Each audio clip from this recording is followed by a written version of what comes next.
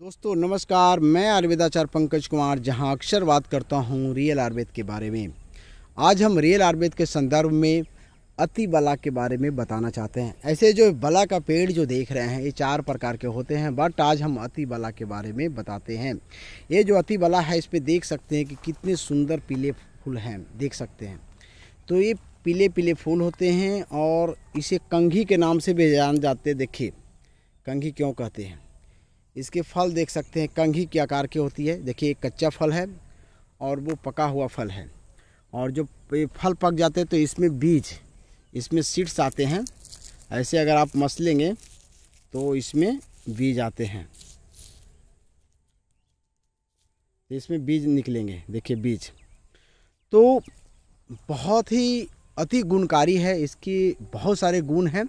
और यहाँ पे देख सकते हैं कि बहुत सारे अति बला का पेड़ हैं। एक तो ये पेड़ आप देख सकते हैं अति बला का पेड़ है, और इसके बाद देखिए यहाँ पे ये भी अति बला की ही पेड़ है, आप देख सकते हैं अति बला का पेड़ है।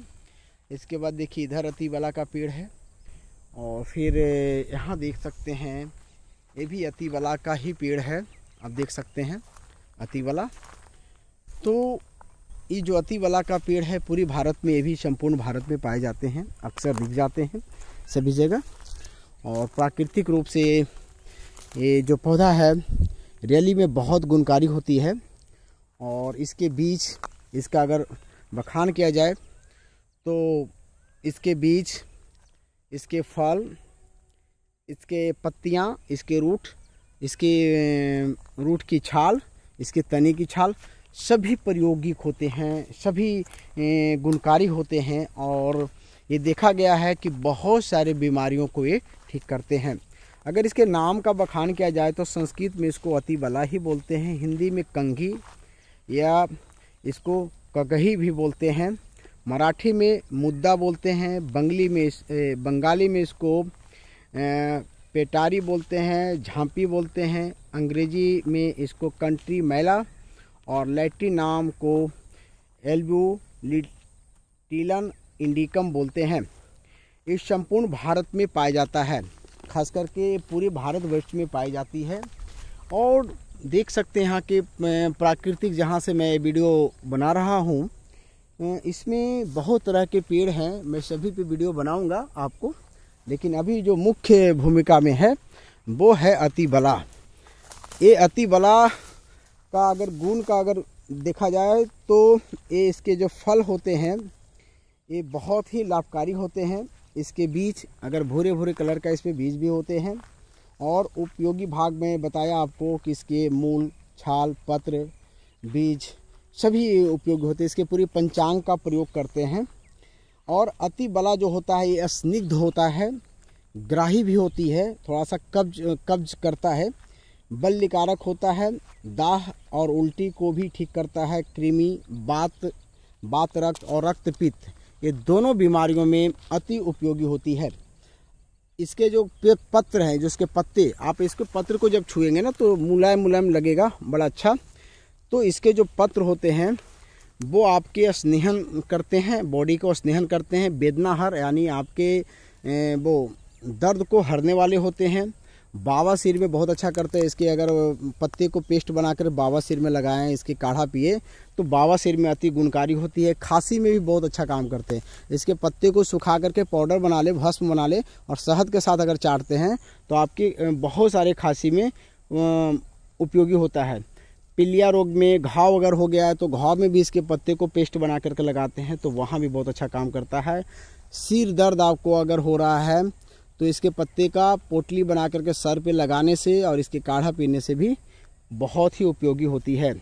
इसके कच्चा फल वात कारक होती है, और पका फल साइनस को नाश करता है। अगर साइनस की बीमारी है तो इसके पक्के फल को तोड़ लें और पानी में उबालें, यानी 5, 7, 8 फल को पानी में उबालिए या इसका बीज निकाल लीजिए, तो ये बहुत ही कारगर साबित होती है।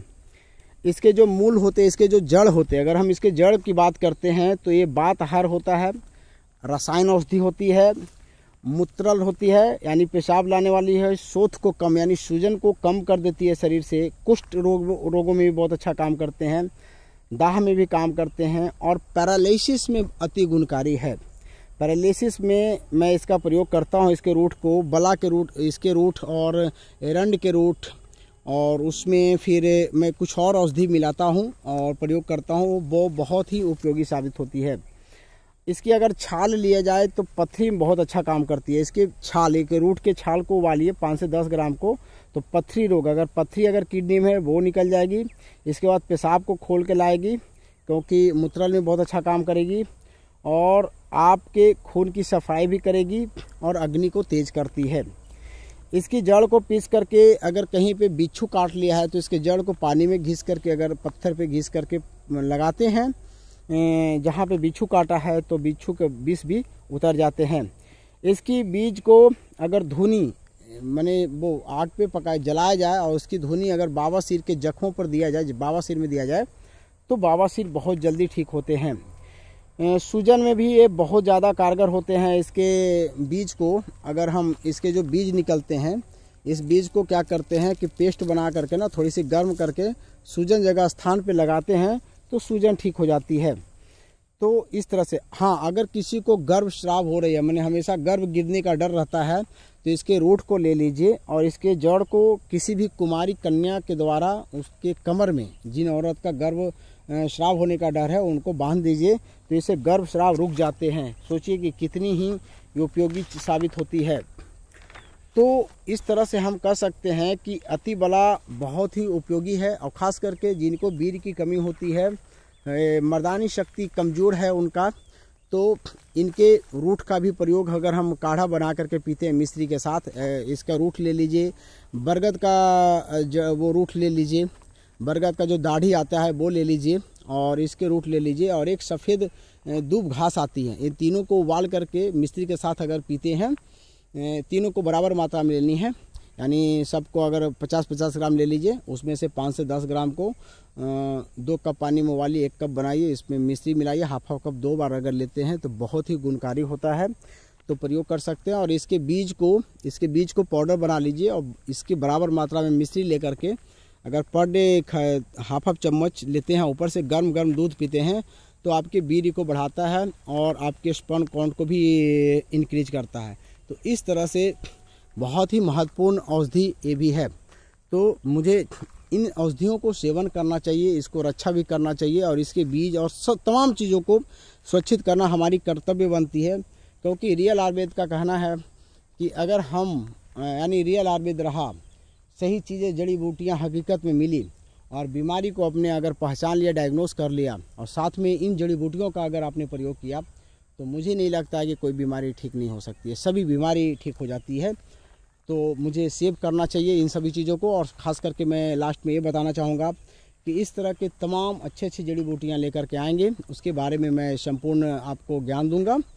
और मेरे चैनल को सब्सक्राइब कर लीजिएगा, और ख़ास करके इन वीडियो को आप इधर उधर प्रसारित कीजिए, लोगों को फॉरवर्ड कीजिए, जिससे लोगों को कुछ न कुछ महत्वपूर्ण जानकारियाँ मिल जाएगी, और वो अपने आप को ठीक कर पाएंगे, वो भी फ्री में, क्योंकि ये सब पौधे फ्री में ही अवेलेबल हैं, पूरे प्राकृतिक रूप से हमें धरती माँ दे रखे हैं। तो देर किस बात की, ज़रूर आप लोग ऐसा करेंगे। So thank you. मैं दूसरे वीडियो के साथ मिलूँगा, जब तक के लिए नमस्कार। जय हिंद, जय रियल आयुर्वेद।